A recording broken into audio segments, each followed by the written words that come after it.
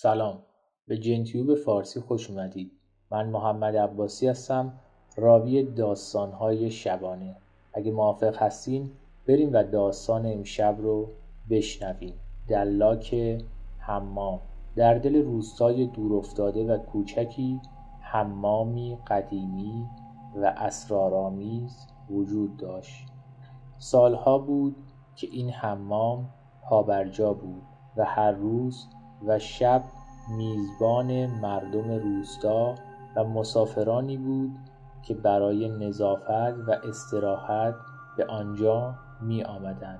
محمود دلاک و صاحب این حمام مردی بود با چهره‌ای آرام و دلی ساده که نزدیک به 30 سال بود که این حمام را اداره می کرد. محمود برای اهالی روستا فردی آشنا و قابل اعتماد بود و همه او را به سبب توانایی و تجربهش در کار بسیار دوست داشتند. آن شب سرد پاییزی باد سوزناکی از میان کوچه های روستا عبور می کرد و صدای زوزه‌اش در دل تاریکی می پیچید. ساعت از نیمه شب گذشته بود و محمود آماده می شد تا درهای حمام را ببندد. همه چیز آرام و بی صدا بود و تنها صدای قطرات آب بود که از حوضهای حمام به آرامی به زمین می چکید. در حال بستن آخرین در حمام بود که صدای قدم‌های سنگینی از بیرون شنید.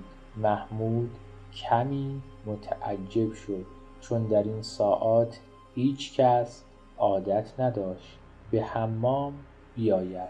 او در را باز کرد و دید مردی بلندقد و تنومند با لباسی سیاه و چهره‌ای که در سایه‌های نور کم در شب پنهان بود روبروی او ایستاده است. محمود کمی به عقب رفت اما لبخندی زد و با ادب گفت: سلام بر شما، این وقت شب در خدمت شما هستیم، بفرمایید داخل. مرد که انگار از سرمای بیرون یخ زده بود سری به تأیید تکان داد و آرام وارد حمام شد. محمود در حمام را بست و چراغ‌های کمرنگ و سوزن حمام را روشن کرد. مرد غریبه به آرامی از روی صندلی‌ها عبور کرد و به سمت حوضچه‌ها حرکت کرد.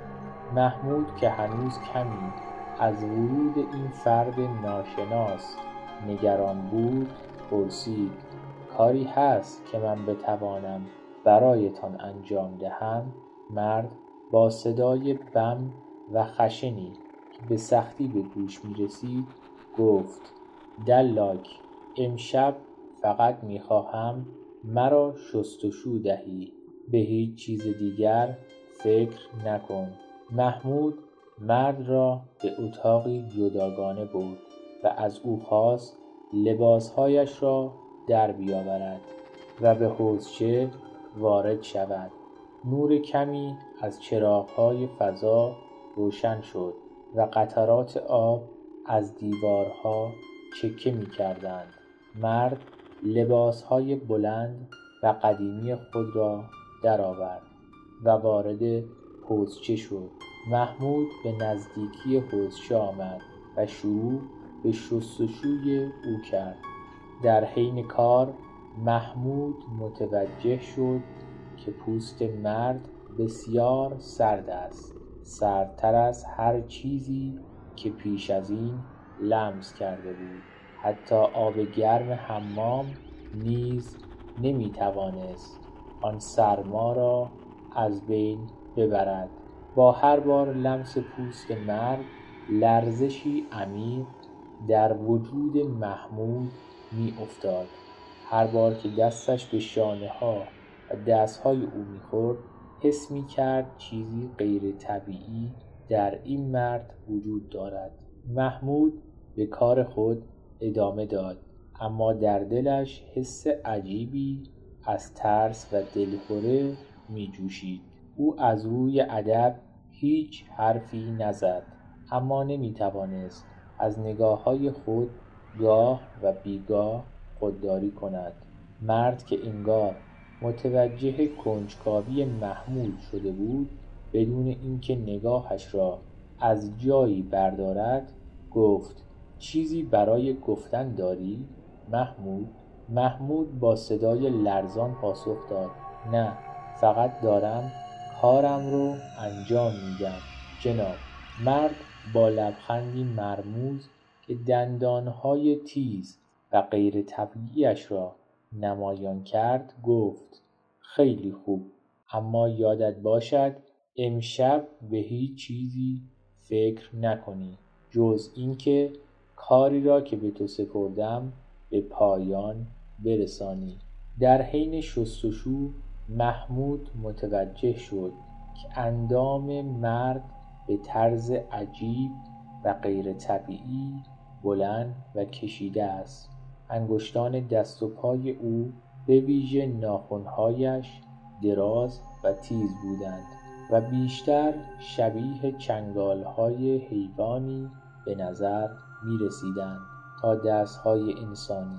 محمود با هر لمس اندام مرد بیشتر و بیشتر به حقیقت وحشتناکی پی می برد. در حالی که محمود با دست‌های لرزان مرد را شستشو می‌داد، چشمان مرد به شکل غیرعادی قرمز می‌شدند. این چشم‌ها انگار از درون می‌سوختند و شعله‌های سرخ و آتشینی در آنها می‌درخشید. هرچه محمود بیشتر نگاه می‌کرد، ترس و وحشت در قلبش عمیق‌تر می‌شد.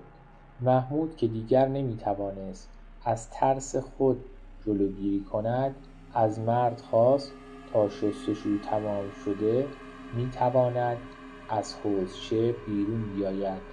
مرد لبخندی خبیثانه زد و گفت: به زودی باز خواهم گشت. محمود دلاک، اینجا تنها آغاز است. هر شب خواهم آمد تا زمانی که آنچه را که از من گرفته‌ای باز پس بگیرم.